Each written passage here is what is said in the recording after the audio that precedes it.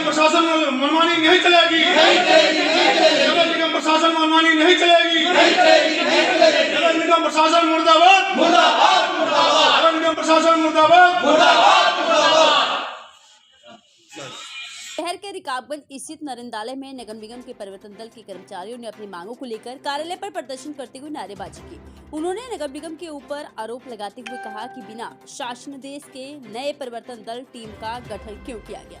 शासनादेश के अनुसार 4 जेसीओ और 8 जवान की भर्ती का आदेश हुआ था, लेकिन 3 जेसीओ और 7 जवानों की भर्ती क्यों की गई।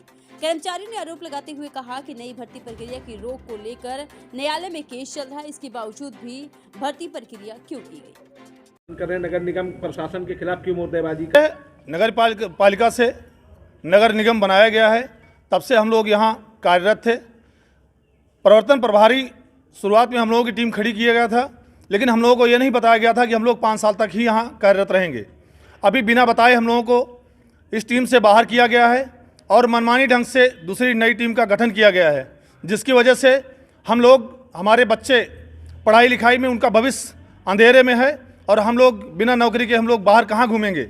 इसलिए हम शासन से मांग करते हैं कि हमारे नौकरी को हमें बाहर न किया जाए, हमारी नौकरी को दोबारा पुनः उसी जगह पर रखा जाए, हम लोग दोबारा नगर निगम का सेवा कर सकें। आखिर ऐसी क्या? हमें अभी 2 महीने पहले ही कर्नल सूर्यवंशी, अरुण सूर्यवंशी जी आए यहाँ और बिना बताए हुए हम लोगों को यहाँ नई टीम की गठन किया। उसके बाद हम लोगों को कहा कि अब आप लोग सेवा मुक्त हो रहे हैं, आप लोग जा सकते हैं और 1 तारीख तक नई टीम का ज्वाइनिंग लेटर हो जाएगा, तो हम लोग यहाँ पर निराधार हो जाएंगे, हम लोगों के बच्चे अधर में लटके रहेंगे। ऐसा क्यों किया जाए? साथ नाइंसाफ़ी है। हम लोगों को बिना बताए हुए हम लोगों को ले आकर के यहाँ खड़ा किया गया और कहा गया कि आप लोग 5 साल के लिए हैं, आप लोगों को इसलिए बाहर किया जा रहा है। नियमानुसार देखा जाए तो यहाँ जो शासन आदेश था उसके तहत 55 साल से लेकर के उसके अंदर एक जवान और जेसीओ की भर्ती हुई थी।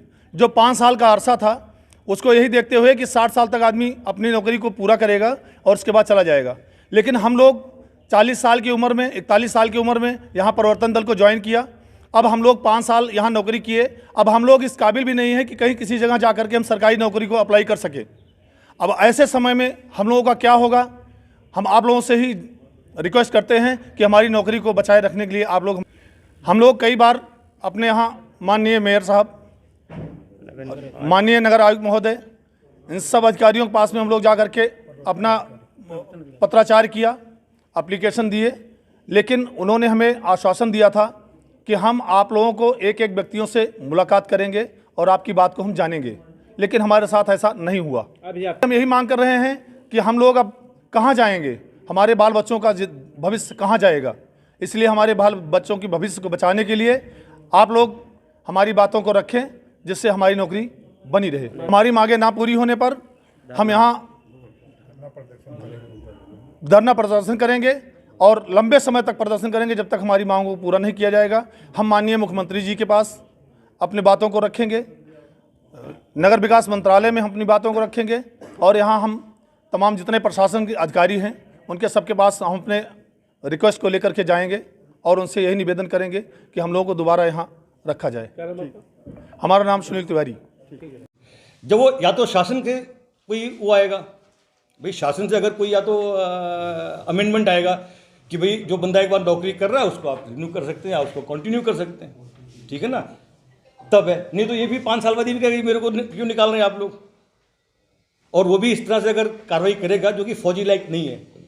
मैं दोबारा बता रहा हूँ, एज ए फौजी जिस तरह से इस गेट के ऊपर पत्रकार बंधुओं और ये जो प्रेजेंट ETF टीम है जिस तरह इन्होंने मेरा घेराव किया वो मुझे अच्छा नहीं लगा। हम लोगों ने सब नहीं घेरा, तो अभी सुबह इनको पता है उन्होंने किया था। हम लोग को अभी आपसे बात कर नहीं, उनकी फोटो है, सबकी फोटो है, उनकी सबकी हो रखी है।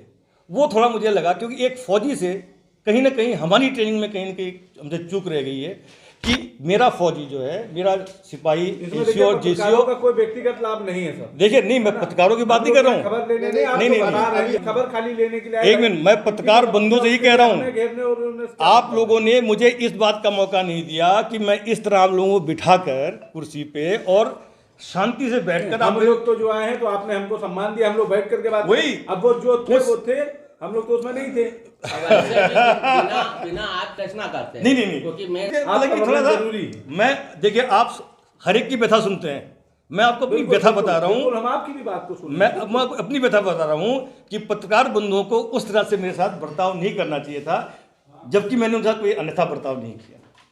तो अगर मैं आपके साथ हम लोगों ने कौन सा बर्ताव किया अभी? अरे सामने आप सुबह थे, नहीं, हम तो नहीं थे। तो ये हम लोग नहीं थे। सुबह क्या हुआ था? सुबह जब मैं एक्चुअली में ना, मैं किसी जरूरी काम से निकल रहा था, मैं यहाँ गेट पे जैसे निकला तो वहाँ पे ये जो सारे जो ETF वाले हैं सारे यहाँ पे खड़े, ये सारे जो मेरे फौजी भाई बंधु हैं, ये और 4-5 पत्रकारों को फोटो लगने खींचने लगे। तो मैंने कहा मैं थोड़ा जरूरी काम जा रहा हूँ, मुझे जाने दीजिए, अभी मैं आयुक्त जी से मिला। मैंने कहा और दूसरी चीज़, फौज में ना हम लोग एक डिसिप्लिन होता है, आपसे भी वार्ता करने के लिए मुझे एक बार आयुक्त साहब को ये सूचित करना होगा कि भाई इस तरह से पत्रकार बंधु आए थे और मैं उनका सामना करने जा रहा हूँ। आप समझ रहे हैं, ये हमारी सिखलाई है।